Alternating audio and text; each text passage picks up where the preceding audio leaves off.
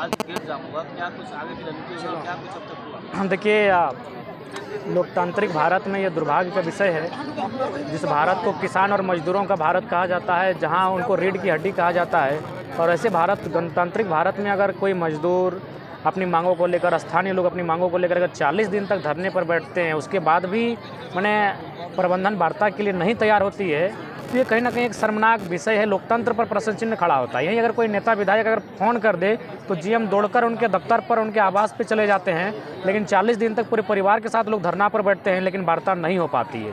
उसी कारण आज बंदी का आह्वान किया गया है, और ये बंदी तब तक रहेगी जब तक कि वार्ता सफल नहीं होती है। आगे की रणनीति किस तरह से है? आगे की रणनीति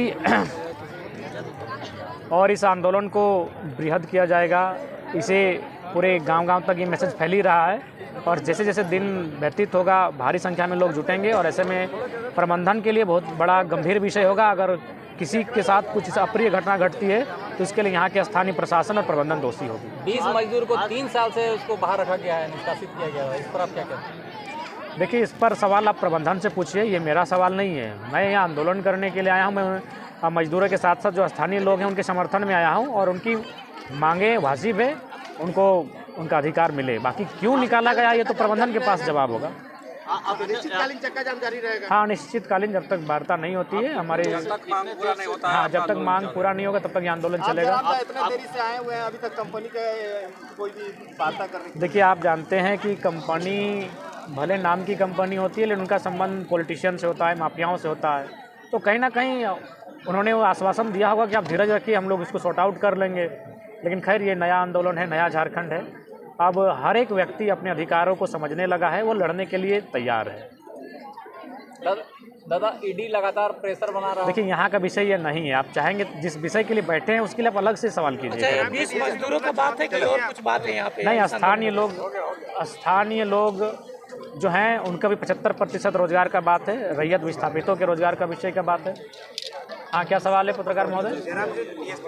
नहीं, हमने चुनौती कहाँ दिया। मैंने ये कहा आपके पद का सम्मान है, आपकी गरिमा का सम्मान है। मैंने उनसे निवेदन किया कि यदि आपको लाठी चलानी हो तो लाठी मत चलाइए, गोली चलाइए।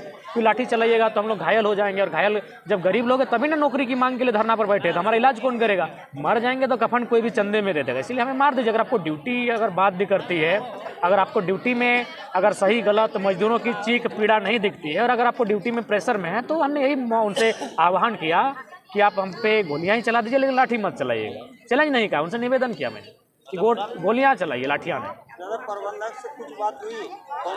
देखिए, बात नहीं हुई है, लेकिन आसार है कि बात जल्द होगी। वार्ता नहीं हो तो अगला निर्णय क्या होगा? अगला निर्णय, ये आंदोलन का स्तर बढ़ेगा। इसके बाद बंदी के बाद हम लोग अन्य विकल्प होंगे।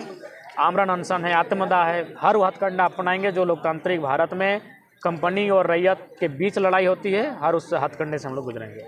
20 मजदूरों को निकाला गया था, तो कुछ कारणवश निकाला गया? देखिए, मैं बार बार कह रहा हूँ, आप लोग मीडिया वाले हैं, लेकिन अभी तक सवाल आप लोग सही से नहीं करते हैं। यार, जो भी कारण वो प्रबंधन से पूछिए या फिर मजदूर लोगों से पूछिए। हम उनके समर्थन में आए हैं, ये प्रबंधन से पूछा जाए। हाँ, 75% स्थानीय और 20 मजदूरों को भी रिपीट किया जाए। में हम लोग गए तो पता चला कि गाँव 2 भाग में बढ़ चुका है। देखिए, अगर नहीं, ऐसा बात नहीं है, ये अफवाहें हैं। लोग बड़ी मुश्किल के साथ एकजुट हुए हैं, ये अफवाह है। आप बचिए इससे थोड़ा। धन्यवाद। अरे, प्रबंधन से पूछो ये सवाल, तुम मुझे